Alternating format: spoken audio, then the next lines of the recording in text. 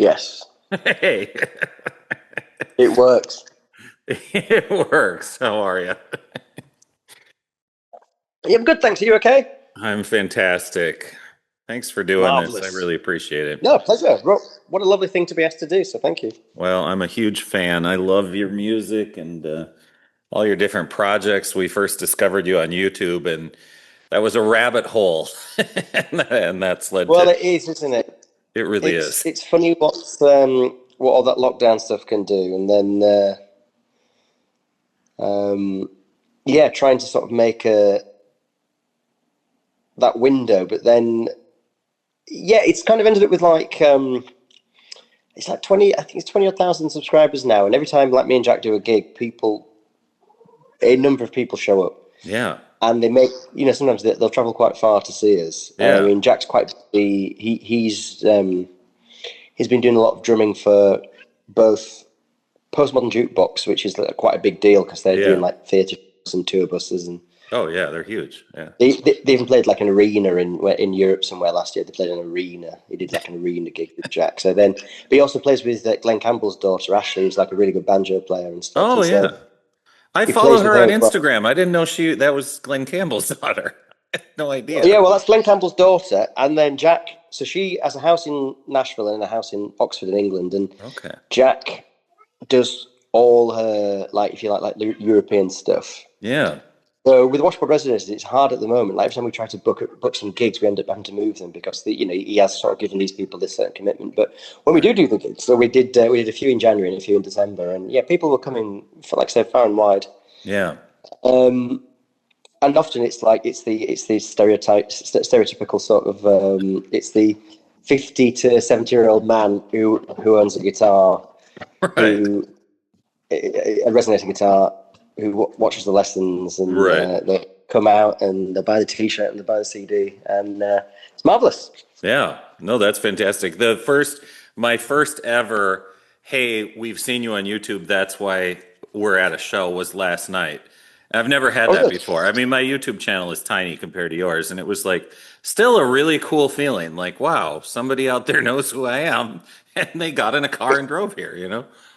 It's fantastic, and it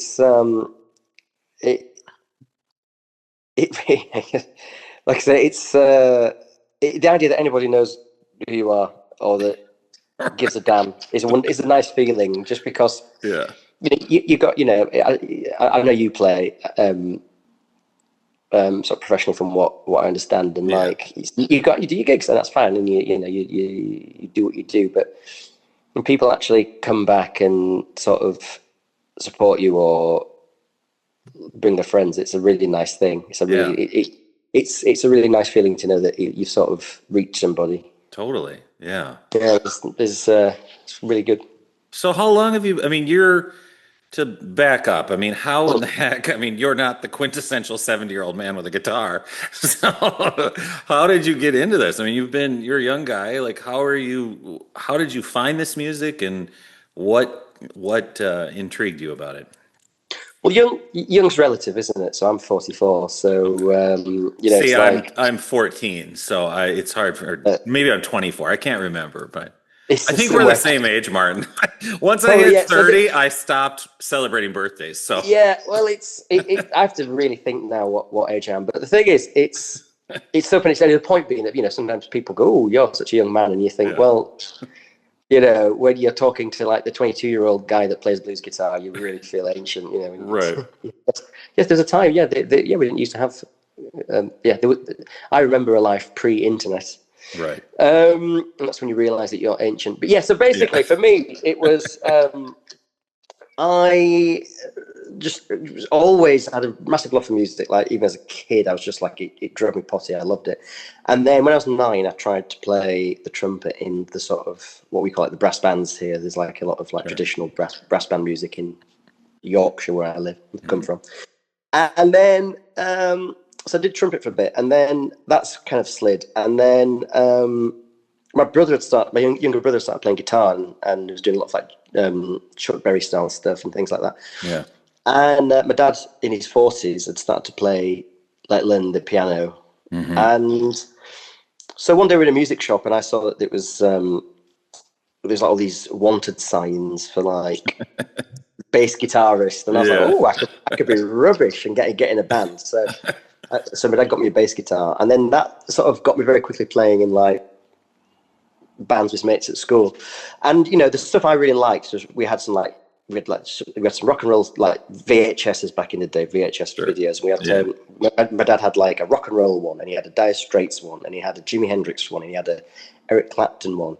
Yeah. And so then he had a ZZ Top one, and he had the Cher and the Tina Turner. They're maybe the less about, but a lot of that stuff is still with me. So you kind of, and my mates are into like Hendrix and the Beatles and Bob Dylan and all that stuff. So basically, you start playing that stuff, and it's this like sort of blues rock thing. Yeah. And then you see all these interviews, and in every interview with like in like a Q magazine with whether it was Robert Plant or Jimmy Page or whoever, it was always like they always mentioned Lead Belly, they always mentioned Robert Johnson, and I kept seeing these names come up and up.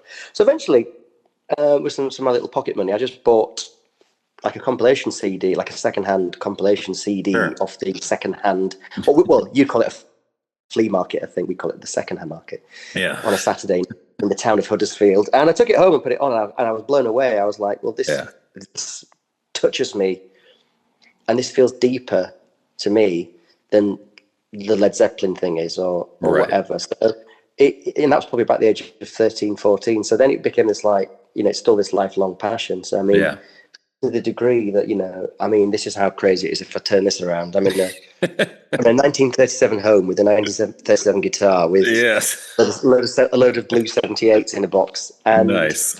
about, there's probably about 35 guitars in the house, all from the 20s, 30s. Good for you. There's other stuff. But and, I've made my living at it since 2011. So it's like, wow. So it's, it was sort of like a dream, really, like to want to make things in music, but also loving this other stuff. And for years, for years I was doing, like, I moved from Huddersfield, which is like a quite a large town, but about 20 miles away is the city of Leeds, big music scene. So I moved to Leeds. I lived there for 20 odd years, and for a long time I was playing bass guitar in originals bands. We were, in the days when we were seeking record company, stuff, and bands, and there was a lot of bands coming through that would do these kind of support gigs. Eventually I ended up in a signed rock band, and we went to Japan and Norway, Germany, and the lead guitar player, Bill, he's the guy that started the band Carcass. He played in Napalm Death. Yeah. So he was like the originators of these like down-tuned, extreme like metal. He also played for a while in the band Angel Witch, which is where Bruce Dickinson from Iron Maiden came from. Okay. So, and then Bill also played with us in this band. So, I was doing all that stuff. What kind of shocked me though was that you're playing all this rock music, and then on the side, I'm, loving all this old like roots and ragtime music. And when I was about 25, a lady who's now my ex-wife, Daisy, she was like a classically trained singer and violinist, and she loved to sing like jazz, and she loved blues music. So when we started going out, she was like, "You've got a guitar, why don't you play some guitar behind me?" And I was like, and I wasn't really a guitar player. I could do it a little bit, like help write stuff or stuff, but like, so I just started putting a banjo or a guitar in the boot of my car. At the time I had a day job working at like an office, and I'd just spend my lunch times eating like packed lunch in the car, in the company car park, and I get maybe 45 minutes, a ragtime book or a banjo book, just going bar by bar by bar, trying to learn this stuff, so that I could go basically back up Daisy. And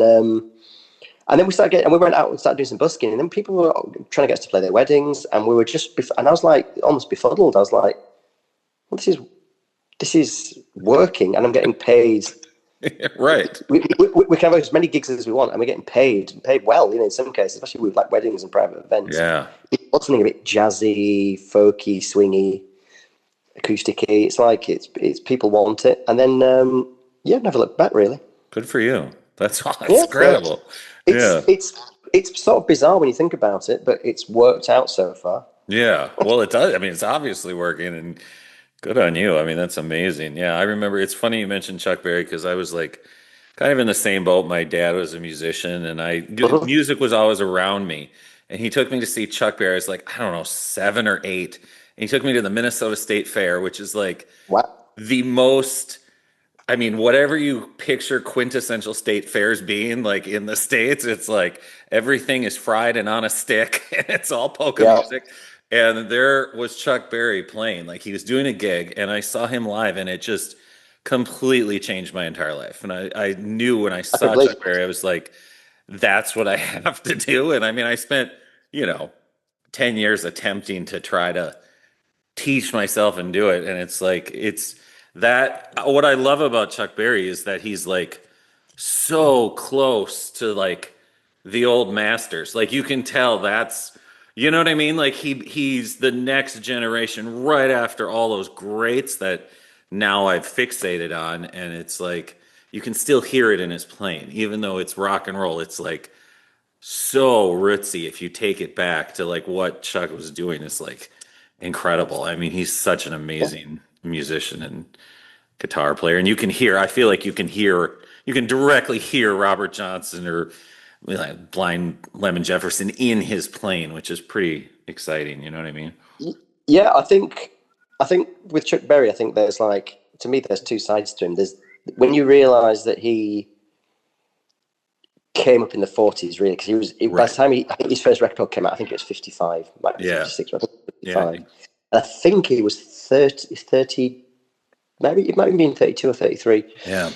So he had been like, when we're all dead excited about music and we're like 15, 16, 17, and we're buying Right. records and excited, that was in the 40s. Right. So he really, I think he saw himself as like T-Bone Walker. Mm-hmm. And I Yeah. think he always did it. He said, I saw him in about 2000, and I think it was about 2004, 5 over here. And he did in the wee wee hours in his set. And I think he always did do one of these slow blues songs because it was like he just wanted to be that guy. Right. That he saw himself as like a T-Bone Walker kind of guy, like a bit uptown, Mm-hmm. sophisticated, jazzy. Yep. So I think there's that side of him, but then I think there's the other side of him, which is that he was a very shrewd businessman, and Yeah. he was wanting to make money, and he was a great songwriter. Yeah. Yeah. Oh, yeah. So he saw the opportunity there, where most people might be thinking, well, I'm going to have to take up another career. Mm-hmm.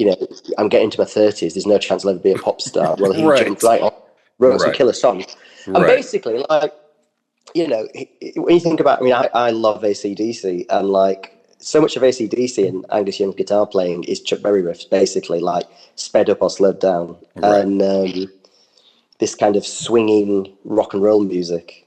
Mm-hmm. It's so much of it comes from Chuck Berry, Oh, obviously. totally. Yeah. And that And era, it feels like that era, that like 50s era, even though a lot of what you're doing, I know the leads, am I correct in saying that the lead City Stompers is mhm. like, they're more like 40s, 50s blues and you're more 20s, 30s? Is that an accurate, Yeah, so or the is way it kind that of, works out yeah. is. Yeah, give us the breakdown. You've got three main Yeah, things. Is that right? let's have a. So you've asked about the Stompers, so we'll start. So Lead City I'm Stompers. Yeah, actually yeah, sorry. Lead City Stompers. I'm dressed.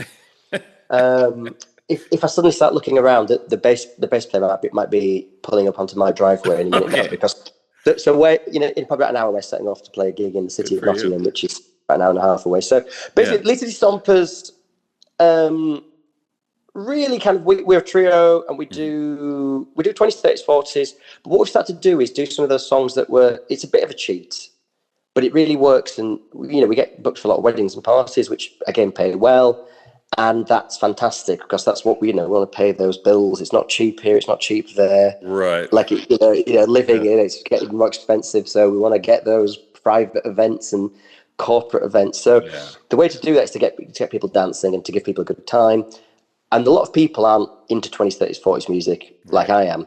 But a lot of the general public, they know loads of the famous Elvis songs. They know rock and roll songs. So what we've kind of done is figured out that if you take some of the songs that were hits in the 40s that then were reconvened in the 50s by Elvis or Sure. people like that, then we throw a few of those in, and I usually say, "Oh, here's a song that Elvis made famous in 1955, but it was a Delta blues song from the 40s." And then we go into "That's All Right, Mama" or something, and it's like, and we'll do it, we'll still do it in our kind of own take. So we do verge into the 50s, and when we do that band, I have a genuine like 1935 resonator guitar on stage, and I have a 1940 Gibson electric guitar. Yeah. So what we'll kind of do is do some of the stuff where we'll use the washboard and the resonator guitar, the acoustic guitar. And then when I go to the electric guitar, I've got can put a bit of slapback echo on, a little bit of overdrive. And it can fill the room, and it gives people like that range of views. So that works out pretty well. With washboard resonators, me and Jack, we really treat that like a vaudevillian stage show. So I have 4 instruments on stage. Jack plays like a bass drum, a snare drum, and a washboard. But we have a whole tap dance routine thing worked out. We have like a Foley art like sound effects song, which is meant to be a bit like an old almost like a black and white silent movie where there's like a police chase that gets faster every verse and changes up keys. Right. And Jack has to do all these like different sound effects that he kind of has to keep up with. Right. And sometimes on stage he can't, and sometimes he can, and it all becomes like a big. So it's like a show. And what's really good about Washboard Resonators, it's a shame that in a way that he's very busy with these Glenn Campbell's Daughter of Postmodern Jukebox, but he can when we do the gigs, people come. It's very hard to get. We only do like ticketed gigs, small art centres, small theatres, things like that, festivals.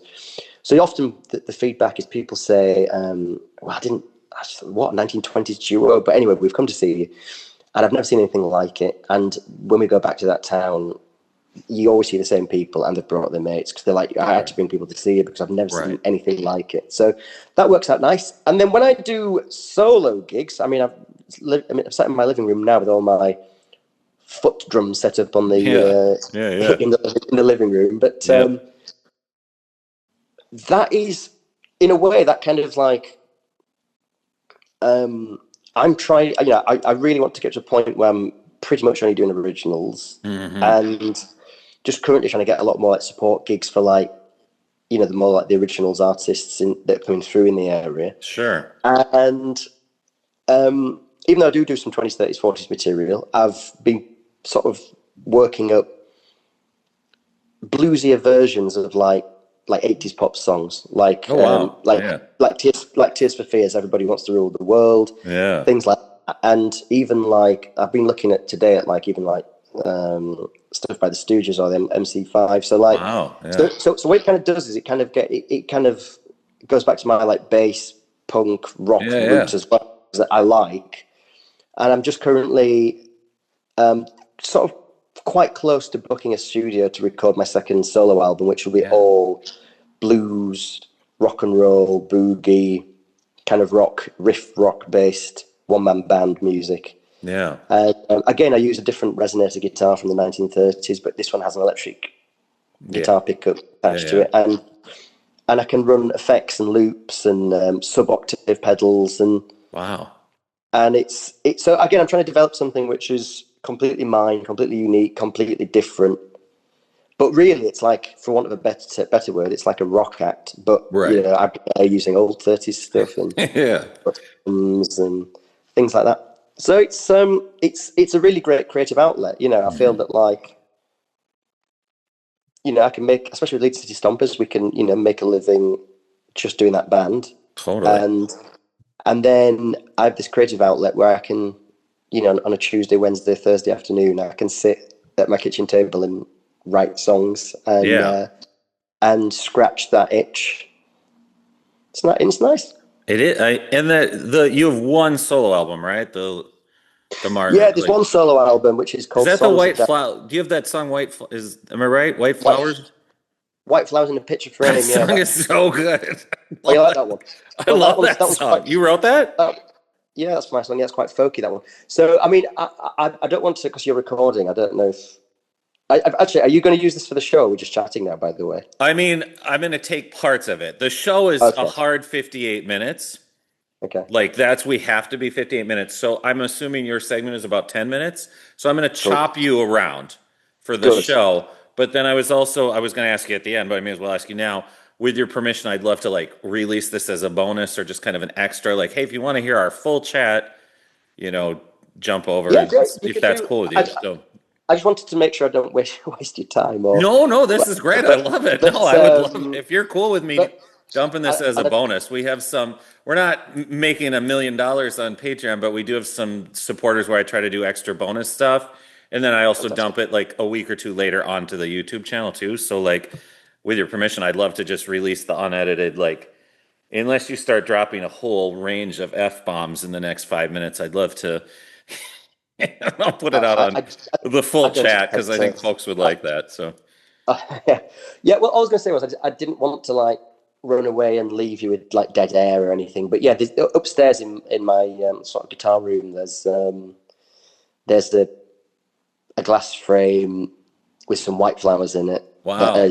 hanging on the wall. And what that song was it involves an ex-partner, and literally one day we were in the country of Wales that Yeah. adjoins England, Yeah. and actually the Welsh wouldn't like to hear that, but yes, there's another country on the island called Wales, and we're in Wales, and I there's this found out I'm beautiful. half Welsh, so I Oh, mean maybe cool, not half, but my fantastic. grandpa's full on from Wales. So yeah.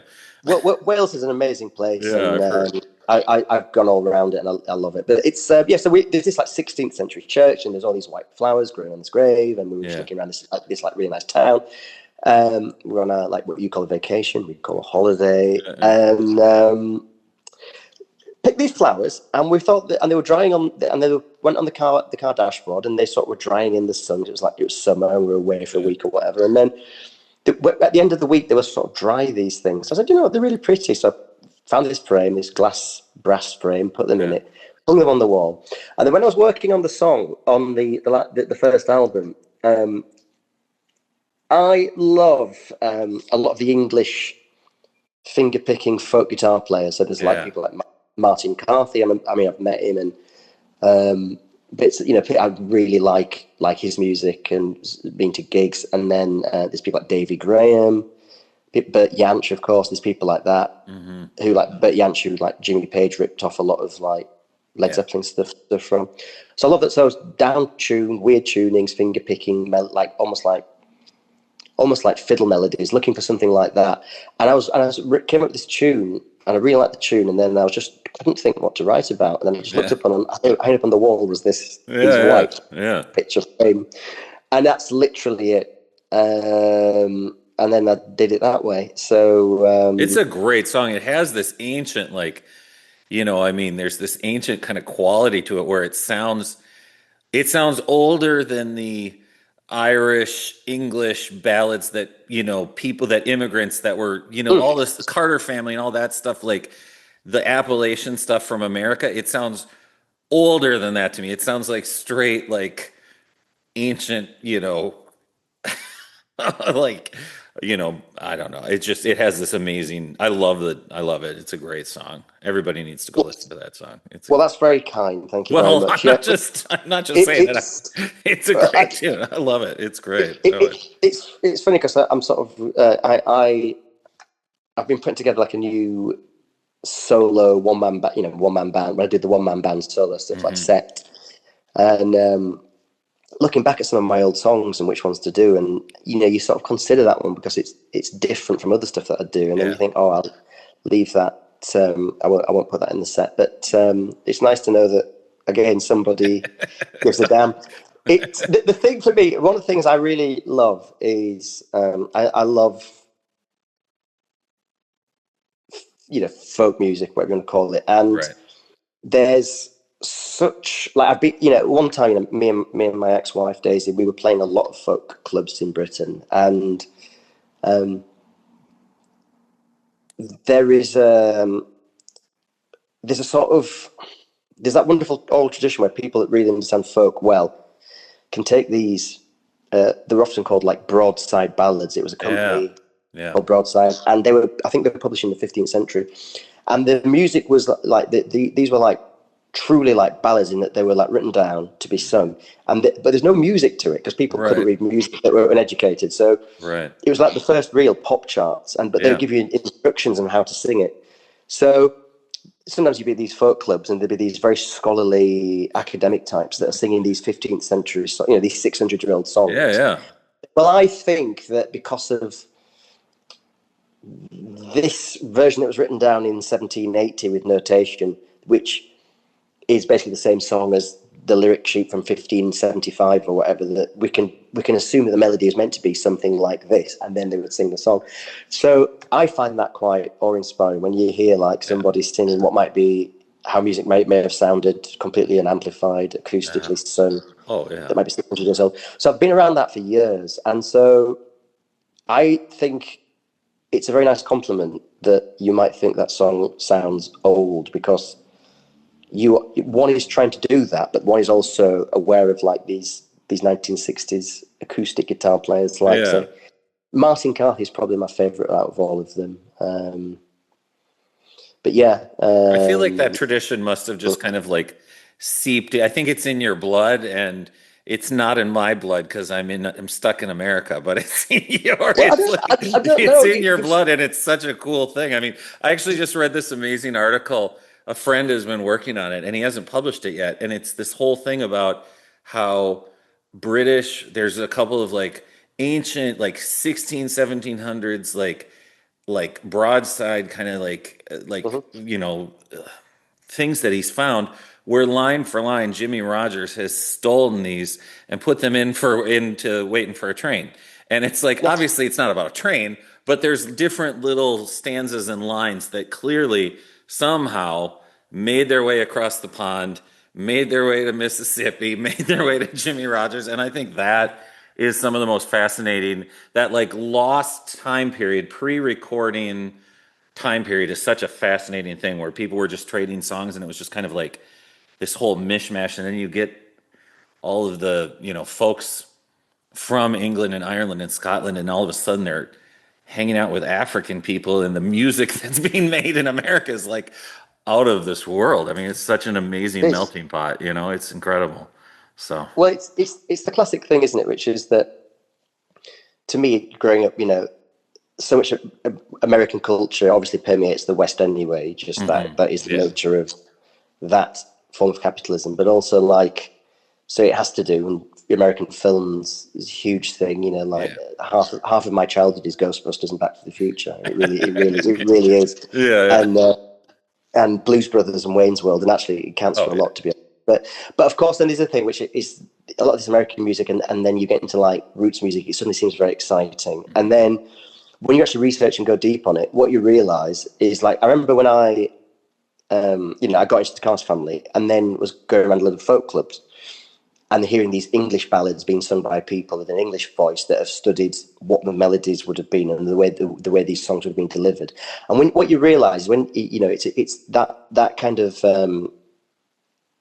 what people call like a strophic song form, which means that the song goes round. But then where you've got like the stanza at the end of the verse, you see it in blues, you see it in country, you see it in British ballad singing. And I remember then going back and hearing Carter Family, probably like finding my old car had a CD player, and I used to go to what you call Goodwill, we call charity shops. Sure, yeah. And you'd find these like records for 50 pennies, which is like 50 cents. Yeah. And so buying this like Carter Family compilation, going, oh, Carter Family, I'll get that for the car, it's going to cost nothing. And then listening back to it with fresh ears, and I'm like, this is so English. Oh yeah. Like maybe the instrumentation, the guitars, and some of the voices aren't, and some of the way that the way that things delivered is massively American and Appalachian, but actually I could really see the DNA of like the English ballad singing in what they do. And what you realize is that as time goes on is that American music is such a melting pot, and you can really, I feel like you can really spot the parts, because if you just think about, like you say, the way like even blues songs are delivered in terms of like the rhyming structure, you repeat the first line twice and then you have a stanza at the end, classic blues. Well, that is massively English ballad singing. But then there's also that other thing where there's a lot of Irish and Scots music, as well as African music, has harmonically it works modally, can do. There's also the thing where you play threes over twos a lot. So there's triplets in the music is full of triplets. Yeah. Especially things like jigs and hornpipes are actually massive. It's all in like a 6/8 rhythm. It's all tripleted. So there's all that stuff. But then also what I hear as well, when you think of like polka music, you think of Germanic music, things like that. There's, those bass lines in country music. Do. Oh, it's 100%. Yeah. It's march music, which is massive. Usually Germanic, and then you think then about yodeling. What is Swiss? Right. Yeah. And then you think about then the sound of the mandolin. You think about the sound of like a certain kind of like high torch singing. It's Italian, and you can just spot the parts. Yeah. And then the blues. The blues as like a form of pop music in the 1910s, 1920s, really came out of these women, these called these blues shouter women. Sort of Bessie Smith being the most famous, but there's a million others, Victoria Spivey and a million others that really were coming out of what you would call burlesque and we would call music hall over here. Right. So it was these cabaret theatre shows where the woman would come on and she'd sing, "Oh, my man's really bad," but it was all a joke about how terrible men are and he's not doing what she wants him to do. Yeah. And people rolling around the aisles laughing. But it's, it's music that's been written by professional songwriters that have heard these rural music forms, these mixed, flattened and major thirds, these bent notes, these sad, balladesque sort of forms of singing. And it's all there. It's all there. And it's easy to spot once you know what you're looking for. It's easy to pull out the pieces. Yeah. No, I've never thought of it like that, but you're absolutely right. And it's, I think, there's a song that Blind Blake, it's debated whether that Champagne Charlie song is actually Blind Blake. Do you know that whole thing? Have you heard his version of Champagne Charlie?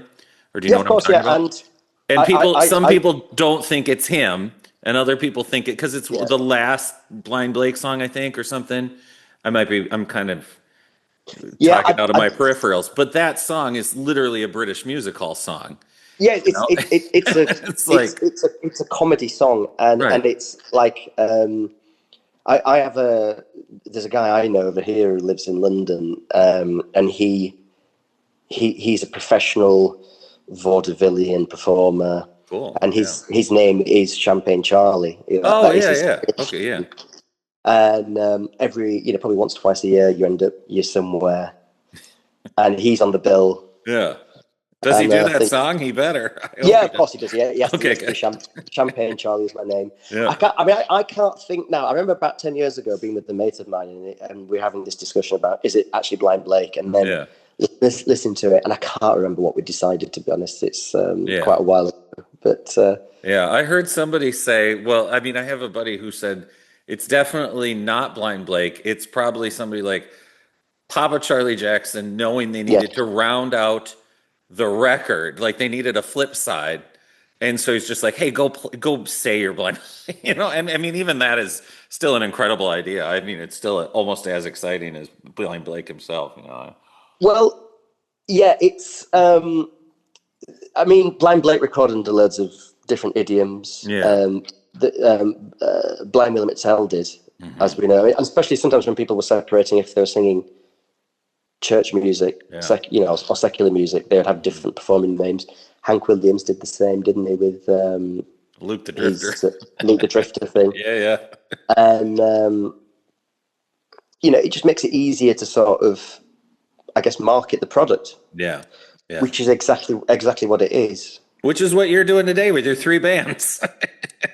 Well, I mean, 3 projects. That's a very nice side sort of bounce off. I can't think of the word, but no, it's just nice when you got in touch about doing this. It's nice to be asked, to be honest, and it's nice to meet the people that do this stuff. And I think there's not many of us that love all this old stuff, but the ones that you tend to sort of find that everybody knows everybody, and it's a wonderful little community and very helpful, you know. And it is. Yeah. a lot of there's a lot of love for sort of sharing the stuff, and yes, it's an honour to be asked, to be honest, and to be able to share what I can. Tell me this, Mark. Okay, I have a question. Here in America, if at least my perception, and I've only been through England once, and it was just I played a few house concerts, and it wasn't even a planned thing. It was like bumming around. I can play whatever. It was great. It was super fun. But I found that the audiences were like amazing. Like the people were incredible. It was so much more. I've played, you know, same thing. In the same time, Kitty and I were driving around, like bumming around, and played a couple shows in Germany. Germany was amazing. Italy was amazing. It was all unplanned. It was just like, hey, we're already here. Toss a crappy guitar in the back seat and just go. And so that's what we were doing. And Fantastic. I felt like audiences in Europe, and maybe it's just the like level I am in America versus like just I don't know, but I feel like there's a tradition that really UK, Europe, folks really, really love this stuff. And there's a huge respect for old time. And I feel like that's less prevalent in America. And maybe it's my perception as a foreigner, you know, like not, maybe I'm glamorizing or dreaming of like, oh my God, I could move to England and be a pop star. I don't think that could be the case, but I'm just saying, like, I feel like there's a tradition where, and even in the pop music, it's like, my God, some of the best singers, like there's a girl, Eliza Doolittle, and now she does, I think she's just going by Eliza, and she's this, you know, I think she's from London, and she has this amazing soulful voice, and now she's kind of doing this like R&B sort of stuff, and like Pixie Lott is another British singer who I think is an incredible singer, and there's very few Americans to me that have that soulful kind of tone. What do you is it just like in your guys' water or something, or what makes, I mean, am I completely wrong in thinking that there's a scene of like vintage pop-up markets and a respect for old time stuff that just, I don't know, have you toured America? I mean, do you have a perception of that from your side? Yeah, I mean, I think there's many points to unpick there, but I think let's start somewhere. So that was a long question. I'm sorry. No, it's good. It's good, but it's a conversation I've had with a number of people. It was only about 10 months ago that there's a Canadian band called the Vaudevillian, and they wanted to tour Britain. So I put together a week of gigs with them. Cool. And they're great. I was the support act on every gig, and they were staying with me, and I was driving us. And I've been a fan of theirs for a very long time. They're incredible. Genuine fan of them as their music and their feel and their vibe. And they're fantastic. So I've had this conversation so many times in different ways. Now, I think what you've got is there's always the idea that the grass is greener. So I think just the idea that there's an American and that American is in your house doing a house concert, people are going to be very, very receptive to that. Mm-hmm. And I think one of the weirdest things that ever happened in my life, and it might answer one of your other later questions, which is about how people in America and the vintage scene, but often people might see things. But I've done 3 road trips through America, and I wish I could have done more by now, to be honest. But like the first one I did was 2006 with my friend, who's a great folk, fingerpicking and blues Americana guitar player, songwriter in Britain. Is a guy called Serious Sam Barrett, and he does really great. Oh, yeah, he's great. He's amazing. Really great stuff. Really good. He's kind of gone more into actually like the British ballad singing, if anything. But he plays a 12-string in open D. So he was playing all Blind Willie McTell and Robert Johnson songs when I first met him, and I used to play bass guitar for him, and then double bass later. But anyway, in 2006, we were like, we want to go and do a road trip. So we did that thing where you fly to Nashville and you have a flight out 2 weeks later out from New Orleans. Then we hired a car and we went around all over Chicago, Mississippi, and Memphis, and all of that. Now we went to Sun Studios, which for us is like quite a pilgrimage. You recorded there, right? I recorded there with Jack and the Washboard Resonators in 2015. But back in 2006, there was this young gentleman that was like doing the tour, and he had the Oasis, Paul Weller, style haircut, that 1960s mod with the sideburns and Yeah. that thing. And he was doing the tour. Yeah. And at the end, because we'd like said a few things. At the end, as would left the tips and stuff, and he said, "Guys, are you English?" And well, yeah, we're English. He's like, "Are you musicians? You look like musicians," because we're Sam was wearing like cowboy boots and whatever else. Yeah, man. He said, "Okay, do you want to just? I'll get you a coffee if you want to just meet me outside when I finish." I was like, "Yeah, great. We'll stick around, have a coffee with you. Great." Yeah. Anyway, at the end, he was like saying, he's going, "Oh, I can't believe you're from England. That's where all the world's greatest music comes from. You've got the Beatles, you've got the Rolling Stones, you've got the Jam, you've got Oasis." He's like, "Have you heard of a band called like Shed 7?" I was like, "Yeah." I used to work for Orange Guitar Amplification. We made some knockoff Vox AC30 cabs when I was about 15, and when I worked Saturday mornings at the Orange Factory, which is up the road. I was like, yeah. Well, Matt Amp. But anyway, I was like, yeah. Know those guys. And he was like, he could barely breathe. He was like sweating. He was like excited. And he said, "Oh, you've got all the best music. I wish we had music as good as British music in America." And me and Sam were laughing. And we said, "Man, we're in Sun Studios. This is Johnny, Howlin' Wolf recorded here. Jerry Lee Lewis, all of them." And it was like, "Oh, yeah, you're right, actually." And I just think there's a lot of that. And I think what you have, like Britain is a very hard place now to play as a musician. There used to be like lots of arts council funding, and so every town had these little theatres. They could just put stuff on without the fear of making a profit or not. Got it. And then musicians could charge quite good flat fees. And all that funding was taken out by the last sort of Conservative government over here. And so Britain is very hard. So now people are in the corners of pubs, corners of bars, or if you can make a name, there's lots of big festivals and you can sell tickets and tour well. Over in Europe, it's very different. There is still a massive range of like venues to play. Also in Europe, when I've gone through Europe, there's a typical gig venue will have somewhere for the band to stay, and they'll feed you good food, and they'll to stay, and they'll generally try and give a good guarantee. And that culture still exists. And sometimes Europeans or like the Canadians, the vaudevillian, they used to. I don't give away their finances, but like in Canada, because it still has a lot of the funding inherent, they can charge a flat fee. And they were shocked to find out over here that that almost doesn't exist unless you've got a massive name. And they've got, they do have quite a large following online, but that doesn't necessarily translate to stuff. So Britain is quite hard to gig in, especially if you're new. But you can make a living because, again, I guess compared to America, what we have here is that the country, you can drive from the bottom of the country to the top of the country, and Cornwall in the bottom to the very top of Scotland. If you set off driving and basically apart from stopping for petrol and you're drinking toilet, you can probably drive the whole thing in about 14 hours. Yeah. But what you can do, where I live as an example, the town of Huddersfield, which is slap bang in the centre of the country in all ways. When it's not rush hour, I can get from the centre of the city of Leeds to my house in a completely different town in 35 minutes. Yeah. I can get to the centre of Manchester in about 45, 50 minutes. I can get to Liverpool in 1 hour and 20 minutes. I can get to the city of Sheffield in 1 hour. Today I'm going to go to a city called Nottingham. That's going to be about an hour and 20, hour and 25 to get to the centre of Nottingham today. So what you can do is you can very easily drive out to the gig in the other town. There'll be somewhere that always puts on rootsy Americana stuff. Every city, every town has that place. You can drive out to that gig, and then you just get back at midnight or 1 o'clock in the morning. Sure, and then it's completely doable, and that's fantastic. Whereas I think in America, it's like if you live in a town, there's probably 6-7 hours between towns. Oh, so you've got to go a long way, and it's so big.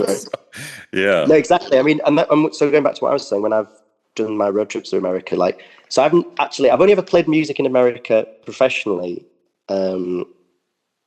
Once, which was me and my ex-wife, we did a load of shop openings for a Swedish fashion designer that was quite a folksy sort of like clothing brand. And we did a load of their shop openings, London, Stockholm, all over the place, like different cities. And then they opened one in Manhattan. So we went out as part of the brand and we had to wear their clothes and play music for 3 days while they had all these VIP events and shop openings. Cool. So we did. So it's that was good work. I bet. I remember, we're about 5 doors away from the music shop. What's the guy? The Argentinian guy, Rudy Pencer.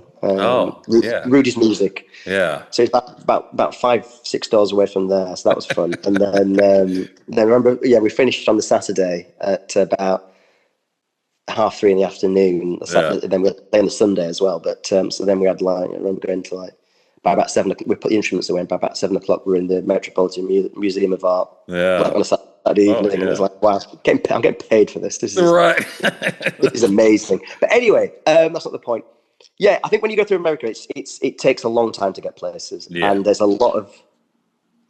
I've got to be careful what I say, but there's a lot of nothingness in between, isn't there? There's a lot of just that's completely smalls and farmland, and I remember sort of thinking there's a band called the Pine Hill Haints that my friend Sam does a lot of gigs with, and Ian, who used to be the double bass player in Lead City Stompers for about 7 years, he was one of my good pals. Yeah. He has played the bucket bass, like the washtub bass. Oh, cool! Yeah, in Europe on tour with this band called Pine Hill Haints. They're from Alabama, but I remember talking with those guys and Sam, and they were saying that it's 7 or 8 hours between gigs, so that is what it is.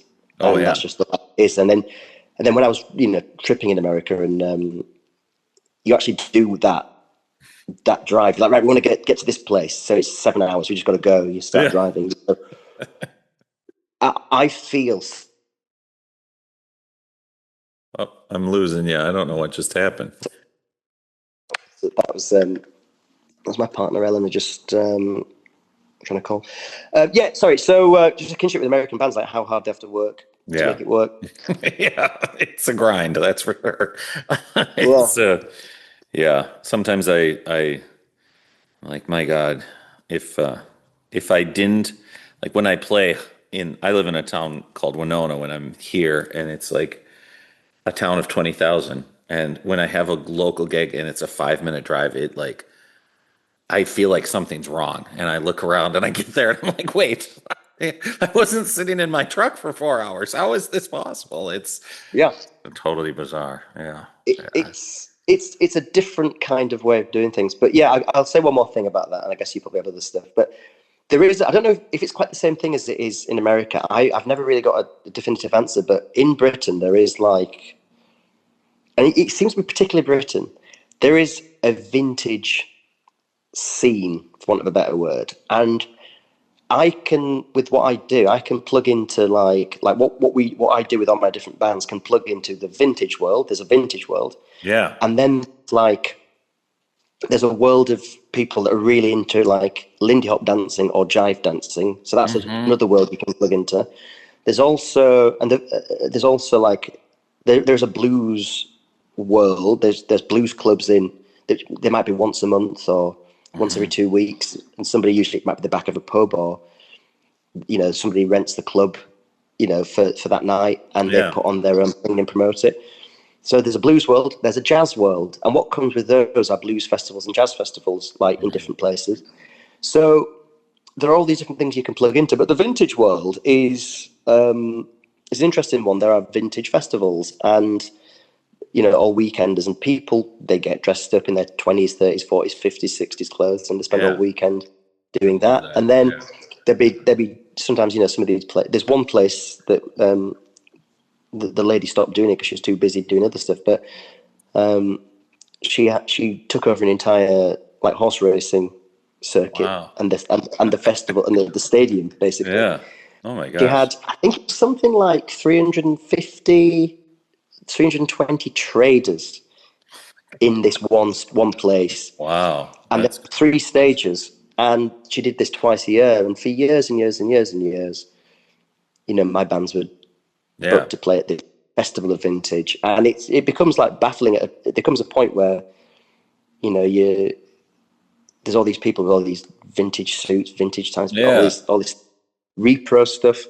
You see the same people around, people that come to your gigs, and then you bump into them, and it's a whole thing.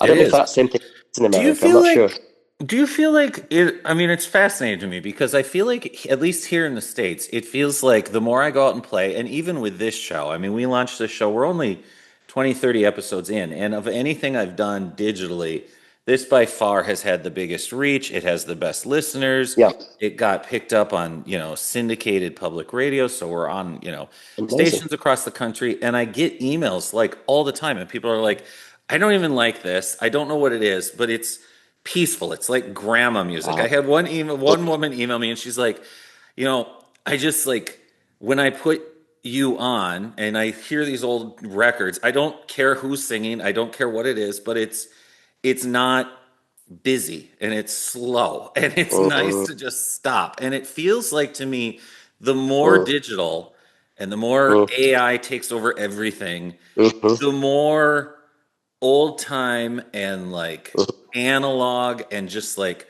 it's funny because like I played my 20 last 20 years I've been doing music, and in 2020 the whole world shut down. I had 200 gigs cancel in a week, and then I took 4 or 5 years off, and I've just started now getting back to playing live.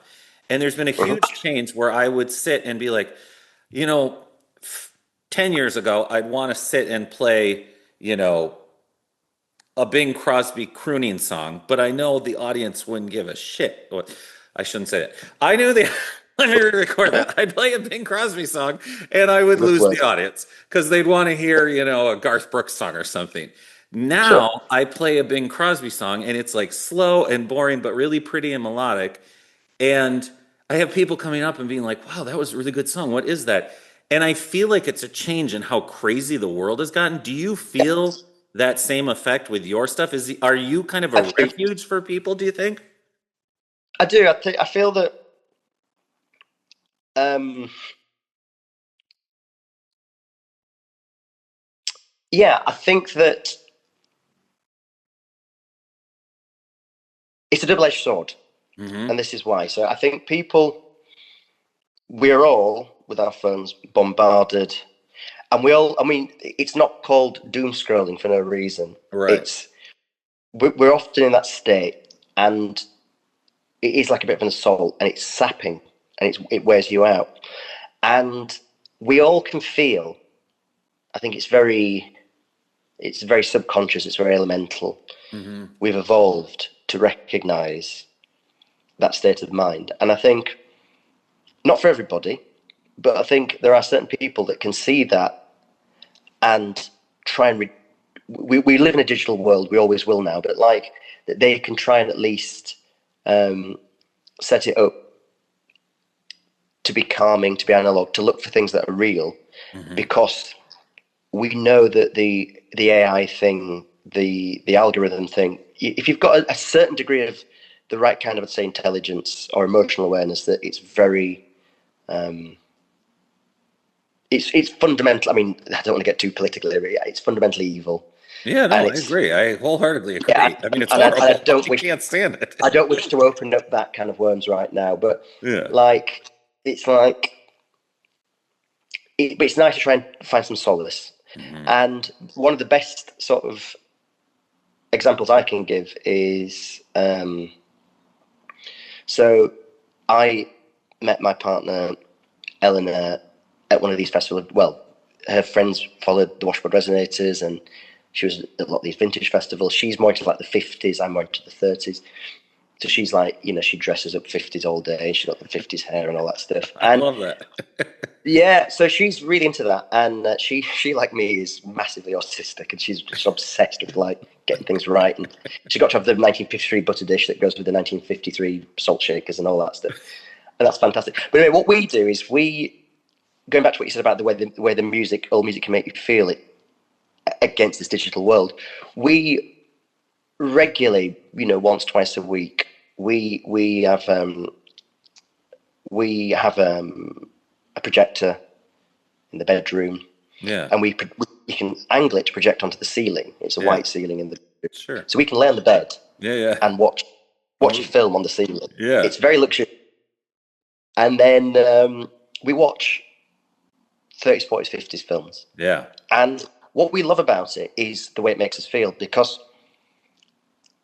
and I think music is exactly the same. You can extrapolate the same sort of idea in that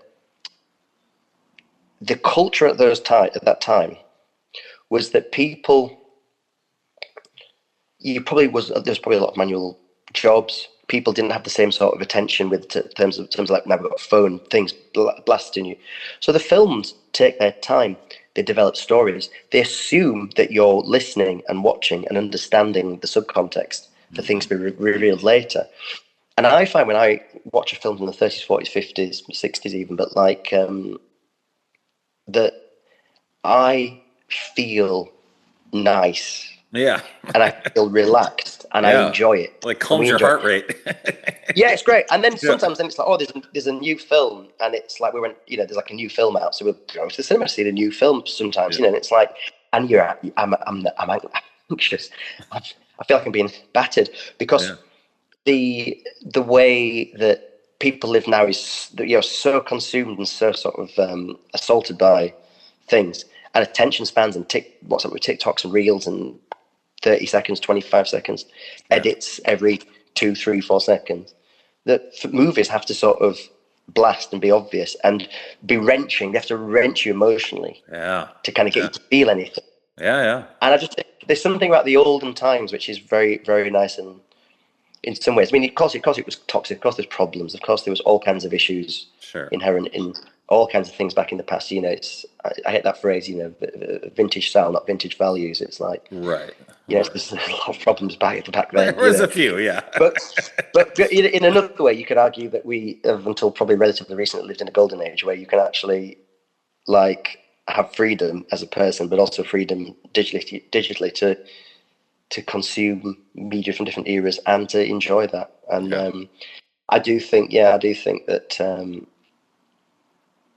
there's that very, there's a percentage of, especially like the youth. There's a guy, Casper over here, who's like only his 20s, and he's like a blues guy. He's up and coming. He's really great. He called me the other week for some advice, and I was chatting to him for ages. But he's really getting into all this old stuff and the records. And I think there's, my cousins who are it's sort of teenagers, 20. They own 4 vinyls, which they display in their bedrooms. But they don't have a vinyl player, but they want to own the tangible thing. And it's like the music, and it's a lifestyle, and it's about wearing the right hoodie, and it's about having the right thing, and being and supporting the artist, and people being aware of that. And I think it makes sense that people might be enjoying this show. People chatting, people sharing stuff, people playing music that might be new and different to you, that makes you feel, maybe some form of nostalgia. I don't know about you, but I mean, I'll shut up talking now. I'm being massively autistic and making. No, it's great. I love this. Fascinating. I talk to you all day. It's that thing of like, sometimes your brain starts firing and seeing connections, and you can't stop. So I'm aware of that. I do try and stop. I don't want you to stop. I keep you all day. I'm gonna stop you in half an hour because I gotta. Well, I was gonna say I will have to stop to my gig relatively. I've probably got maybe 10 or 15 minutes something. But anyway, that's great. What I was gonna say was that. What was I gonna say? I had a point. I think we were talking about nostalgia, and I don't know. Yeah. I can't remember. But anyway, it's all. I think what I was going to say was, do you need to know about what records I? That was going to be my next question. Actually, I would love if you have, 2 or 3 or 4 artists and/or recordings that you want us to, like Martyn's picks. You take over the show here, and you.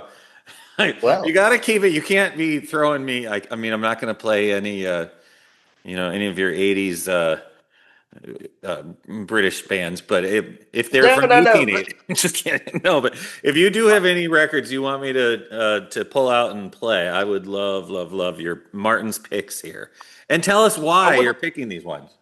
Yeah, well, what I've got is, I don't know if for anybody that might be watching this on the video thing, is I've got my 1930s 78. I love it. Record box here. Yeah. And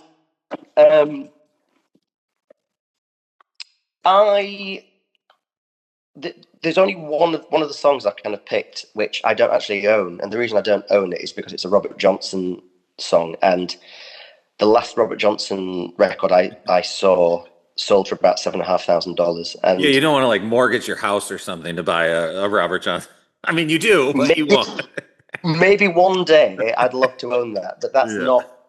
I mean, I bought my 1937 house, and even this morning I was up at about 7:30 painting the outside of the house, Yeah. and I've got a lot of work doing on the house, and it's Good very for you. expensive. It's not cheap doing up houses, let me tell you. Yeah. So anyway, yeah, I've got the records actually here, some of them. So Well, what Robert Johnson song? We're gonna toss. I full disclosure to anyone listening, I also have no Robert Johnson, so we're gonna cheat and play a Robert Johnson as if we're any record, any radio station anywhere. So, what Robert Johnson do? there we go. So the one I picked just because I think it's a really nice, almost like a bullseye for not just Robert Johnson, but for the entire idiom of the blues. Mm-hmm. Is the song "Sweet Home Chicago." You got and this is the I think it was the fourth song he recorded on his first day of recording. He borrowed it. He kind of stole the idea. The song, there was a song called "My Home Kokomo," and it was he changed the words to "Sweet Home Chicago." Yeah. But then what happened with a song like that is it's now a massive standard, and he's doing that strutting dun dun dun dun dun thing that we've all heard a million times now, which is the Chuck Berry thing. Yeah. He was the first person to. Apparently, he did. There's a lot to be said. I mean, I better stop myself quickly, but he might be the guy that actually truly invented that. And then he shared a flat with a guy who recorded it about 6 months before him playing that same dun, gung, gung, gung, gung figure. Yeah. And then, but it said that was his, like, and he was trying to copy, like, doing like a certain way of playing like a piano. And that could be Robert Johnson. But the point, anyway, going back to the Sweet Home Chicago, is that he is that song goes out onto record and other people hear it. And then you get to people like Elmore James, who had left Mississippi, gone to Chicago in the 40s, and then bought an electric guitar as that became more of a thing. And they're playing these kind of songs, very much like Robert Johnson, but with electrified, sometimes with a band, and that's the Chicago blues thing. Muddy Waters goes up at Chicago in, I think, 48 as well. And he'd seen Robert Johnson when he was like a kid somewhere, and had owned some of the Robert Johnson records and learnt them. So it's to me, it goes all the way back before Robert Johnson, but he managed to synthesize that song, change the words to suit him. Yeah. The message of what that song is, it's talking about Melanda, California, Chicago. Yeah. And talking about, like, this is like the honey land, but in Chicago is the honey land.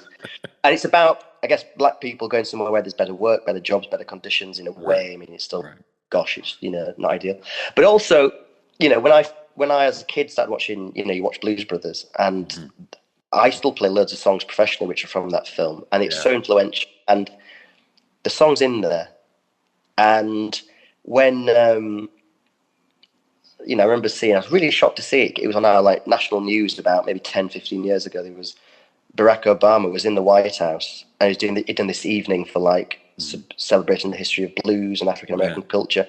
And he gets up on stage with Mick Jagger and all kinds of people, and he sings a verse of Sweet Home Chicago. And you just think, you can't believe that this guy, Robert Johnson, his music eventually could not just go through films in the 80s and become a blues standard and a thing that every sports bar blues electric guitar player, Steve Ray Vaughan style guitar player has to do, but that it ends up in the White House, being sung by the United States. I just think that's a wonderful journey, and that's why I've picked that song.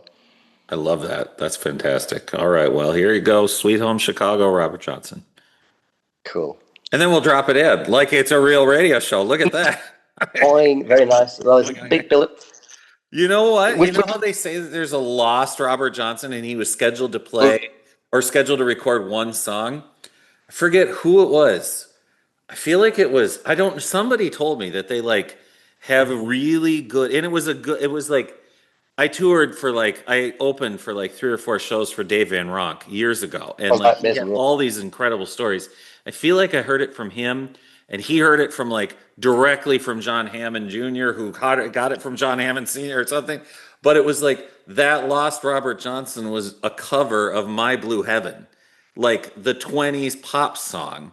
And he said that Robert Johnson used to play all these like Rudy Valley songs and Gene Austin and Bing Crosby and like all of those songs because that's what he was busking and that's what people wanted to hear on the streets was like, which is incredible. I mean, the thought of hearing him play that would be an amazing thing. It'd just be unreal to hear that. But I've had this argument with people in, pubs and with blues fans, which is that if you wanted to see the nearest equivalent to Robert Johnson now, you would go somewhere where there's a guy in the corner playing Ed Sheeran and playing, the Proclaimers and right, and a Taylor Swift cover. Because that's what Robert Johnson was doing. That's how he made his living, and he made a good living. He did do well at it. Back in those days, sort of pre-jukebox and stuff, or jukebox was just a bit of a thing. Like he worked consistently. What I will say is that over that, when I was doing all these washboard resonators YouTube videos with lessons and history and stuff, I got very deeply into Robert Johnson. I bought everything that was written about him. I'm not even joking. I had a stack of books that nearly touches the ceiling. I bought everything. I read it, cross-referenced it. You could, and there's a load of people that witnessed him, his mates, people that went on the road with him, and they talk about songs he played. I made it what will Robert Johnson's set list be? And like, there's about 45 songs that I managed to pull out that people that he played. Wow. My Blue Heaven being one of his like signature songs that he did. Now I was going to film all this for YouTube. You'll notice there's been almost nothing on the Washboard Resonators YouTube for years. Oh, I know. We're sitting here waiting. We're still subscribing. We spent like 2 months going through the entire everything, and now we're just hungry for more. But I don't want to sort of tell tales out of school, but I had a lot of issues in my personal life, which stopped me having the time. And then I also had like a house move, and I've been doing it at the house. So you don't need to make excuses. I'm going to stay subscribed, and someday you're going to become you're going to be the Mr. Beast of old time. That's my goal for you. Certain things I've had to make a bit of you've had to just wait a little bit. But what I did do was I've got all my notes and all the videos scripted going back a number of years now. It's all Robert Johnson. It's just a massive Robert Johnson project. And let's now talk about all the women of Robert Johnson. Because in some of his songs he sings about Sweet Bernice and stuff, and then like and all kinds of stuff. And it's like, who are these people? And I figured it all out. But the songs he sang, and he sang so many covers, Jimmy Rogers stuff, swing stuff, jazz stuff, pop stuff, blues stuff, other people. So some of his songs are just almost note for note rip-offs of like Lonnie Johnson songs. So we know he probably had that in his set, and then he just changed the words a bit and slowed it down in like a song like 3220. So I'm going to calm the heck down, because I could if I set fire to this one, it's incendiary, and I won't. Okay, I'm going to have you back sometime, and we'll do nothing but talking about Robert Johnson. With Robert Johnson, I think that'd be really, really interesting, because I could really nerd out. Shall I pick you another song? Yes, go for it. And we're got to keep an eye on the clock. So you dig through your records. Give me like 2 or 3 more, and then I'll let you talk. We'll move on with these, just so that, because I'm expecting a bass player to arrive any minute, then we have to jump in the car and drive to Nottingham. But the next song I've picked is probably my favourite of all the old blues players.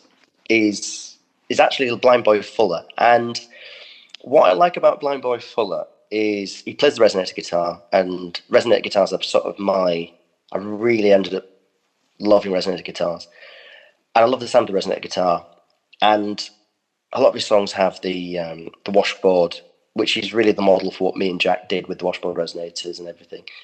And it's the song Step It Up and Go. And the reason why I like this song is what it shows is that you can fingerpick the guitar, you can play blues, but he's playing like a boogie, like some people might call like a walking bass line or a boogie line. If there's really nice syncopated like chords on it, he sings about this woman that's like no good to him. She's putting on airs with the guy. She's going up the stairs to make a living, and all these kind of things.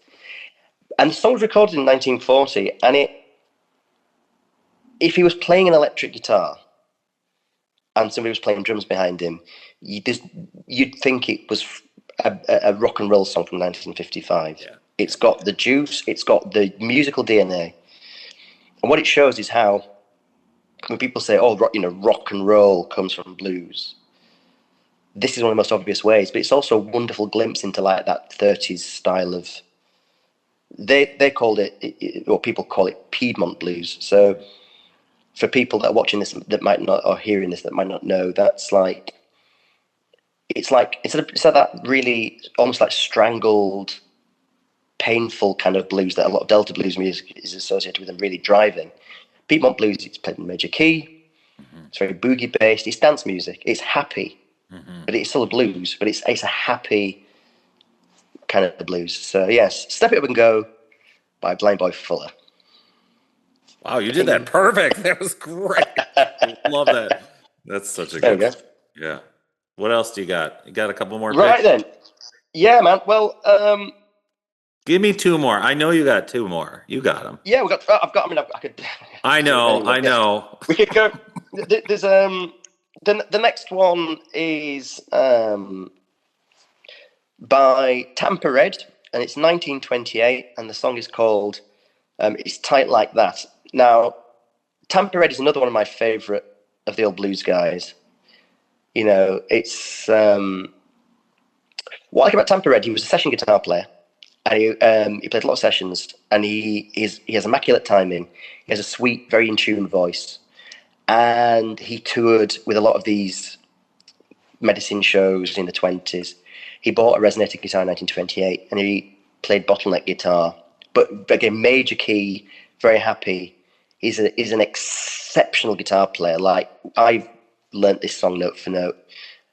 At times, I've done various of his songs, and you realise how good he is when you're trying to play these songs and not get any slide rattle or any weird extraneous noises out of the strings. Yeah. He has this way of like muting behind the slide with the palm of his hand, so there's no extra noises. There's no finger picks hitting the guitar body, and it's like it's an astonishing ability he has as a musician. But he's a real pro.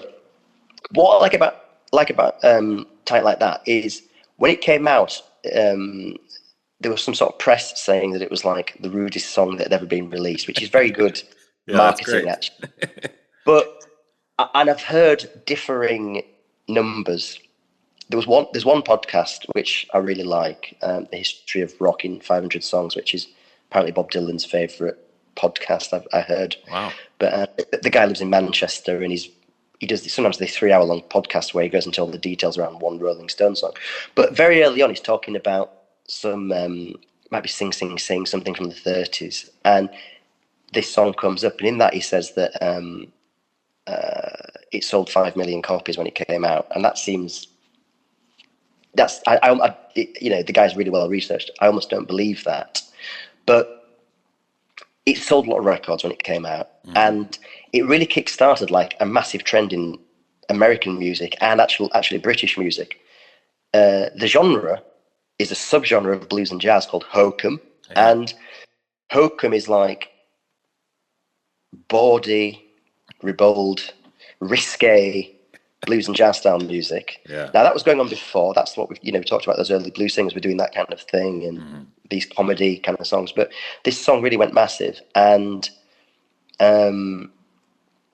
it was a hit. I know the song was also a hit over here in Britain, and into the 1930s, and then into the Second World War in 1939, when we would find ourselves at war. Our biggest celebrity in Britain was a guy called George Formby, who's like a ukulele playing, love him, like musical comedian, and he was influenced by a lot of this American hokum music, where they're making jazzy chord progressions, but with like, it's very much more the British high take, which is like seeing through windows and seeing women in baths, and it's very like it's much more that instead of so like instead of the American African American Tampa Red thing is much more like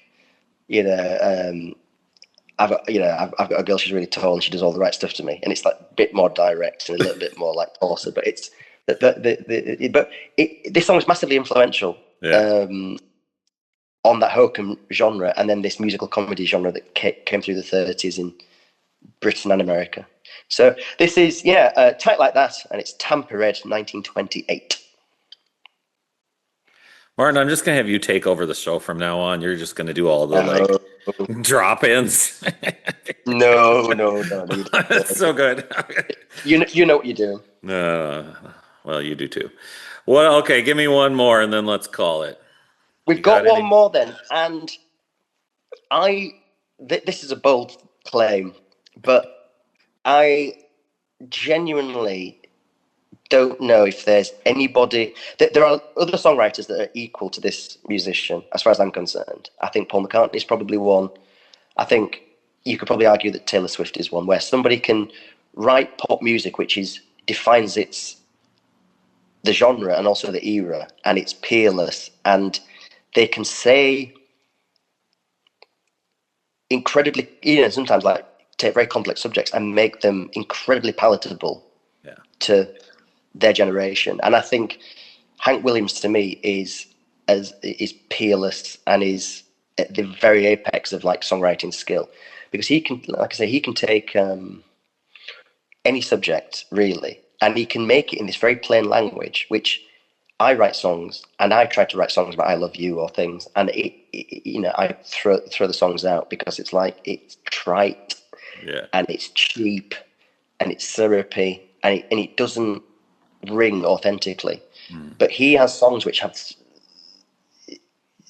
on paper, they should be too simple to work, but they're elemental, and other people cover his material, and it's whether it's Ray Charles or whoever, and they can pull out of that material. So I was looking at like which Hank Williams songs, and I thought, well, I have a copy in my little box here of the song "Hey Good Looking." I'll be playing that tonight with Leeds City Stompers on stage. I think it's 1951 when that was released, 50 or 51 from memory. But I think it's like Chuck Berry. I think Hank Williams has a way to like he can write a song which sounds almost inherently like it is a joy. It has its own internal party within it. This optimism, this sunshine. That's the word I'm looking for. And I've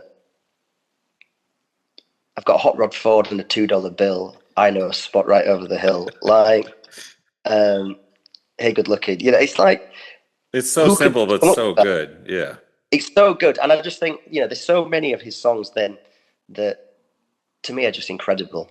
And also the records themselves are incredible. Like, they're beautiful. I love the recording, I love the sound of them. I love the arrangements. He's one of these guys where the band's tripping along very nicely, very relaxed, but it never sounds boring. No drums, double bass, really nice. But then the pedal steel player, Don Helms, I think like won't even playing the verses, and he comes in for a solo out of nowhere, and it's suddenly the record just expands, and it's like the sun comes out from behind the clouds. It goes away again, and it's such as a musician, it's such a clever way of doing it. It's like, don't do anything and then drop the instrument in out of nowhere, and then go away again. And for me, Hank Williams is just like endless.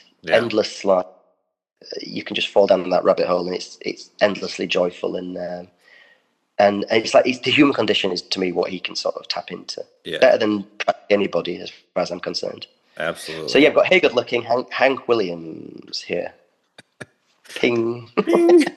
I love that. Every time I'm digging through, what do you call them? Not Goodwill. What do you call them? You said charity shop. Every time I'm in my local charity shop and there's a box of old records, I'm like frantically going through the 78s, and if it has a yellow label, I'm like, please God, be a Hank Williams, please. Because like, you can find them all. I mean, I have a bunch, and it's like nobody knows what they. I mean, he sold a massive amount of records, so it makes sense that they're still around. But like, I always get so excited.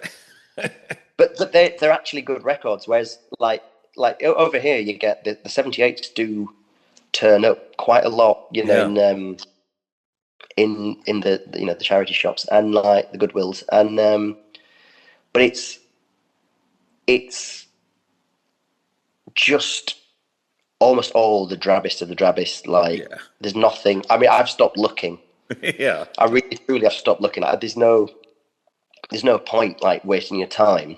Yeah. I had a little rule a while ago because a mate of mine who's like really into this stuff. Like, he's got 200 odd 78s, and he's got like, Mississippi Sheets records, really cool stuff. It's really, really, I nearly swore, really flipping cool stuff. And I was like, I know what I'm like. I don't want to fall into that. So I've got this box next to me here, and I've got 10 records in it. And the idea is that, like, if I want to get another record, another 78, one of them has to go. Oh, basically. wow. That's hardcore. I just keep it. I keep it like, because I keep it like that. And then I've got my, the wind up sort of gramophone thing. And it's like when there's people around that are mates, that's when you're like, right, we'll give this a play on the, because obviously with the old needles and stuff, I've got the needles, but still, every time you are destroying the copy of the record, so it's like some of these records might get played once a year, and then they can go on the vinyl turntable with the right cartridge. That's different, but you have that experience. It's usually when somebody's staying after the gig, and then you go, well, and then we'll pour it. Because I rarely drink these. I used to drink all the time, but like I rarely drink. But like, go on, we'll pour a whiskey, we'll stay up, we'll wind up the gramophone, we'll put a record on, and it's like a lovely experience to share. Exactly. Going back to what you were saying before, when people are sending you these messages saying they enjoy hearing the music, when I put a 78 record on the record, my actual wind up record, the 1930s, it is an experience. It is like time traveling. I think that's the point. Say earlier, and I forgot what point I was going to make, which is that to me, listening to a 78 record is the closest you can get to like ghost hunting, meeting a ghost, or sort of time traveling, because physically the record was scratched on an aluminium disc in the room from the vibrations of the person, and then every master is taken directly from that. And then every record is pressed into that. So when I physically, I have here, this is really this is my most valuable record. This is from 1926, and it's the very first recording of a resonator guitar from 1926. And it's Saul Hooper, who's a Hawaiian musician, and he was gifted a resonator guitar, the third one ever made, because they were trying to show off these instruments and get backing for the National Resonator Guitar Company. Mm-hmm. So he took his free guitar for doing his performance to get investors in studio in September 26th. And as I hold this, I am actually physically connected to the room in 1926. And I have a very late 1928 resonator guitar upstairs hanging on the wall, which is just like the one he played, a square neck, playing Hawaiian music. And you just think, like, when I've got that guitar in the room with this playing, it's the closer you get in the room, the scratch, the sound of the record, all of that. There's a knock at the door. That's the. What record is that? I'm gonna see if I can dig out a copy and play. Go for it. So the record is there's Farewell Blues. Yep. And then there's also Stacker Lee, Stagger Lee or Stacker Lee Blues, but Sol Hoopy was a he was like the Jimi Hendrix day. He's incredible. Famous guitar player. Yeah.